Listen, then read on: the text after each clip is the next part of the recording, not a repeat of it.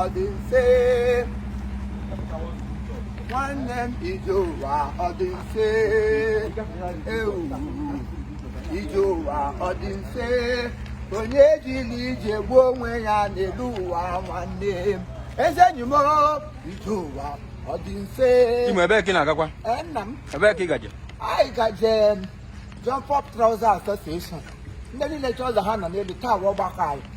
taa mụ nwakwa n'onye enwere onye isi anyị ụlọ mmanwụ onye isi anyị na ụdị trọsista mụ nwawụkwa n'onye mụnwawa onye akademik ha ya onye na-edere ha akwụkwọ nye m sakatra ma ejighị akwụkwọ na pen aga ọ ngarụ na ebiga ihe niile a ga-ebute a ga-eji nwa mbalansị ebute nye m sakatra ha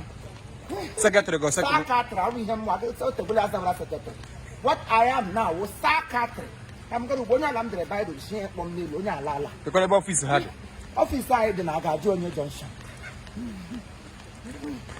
Thank you.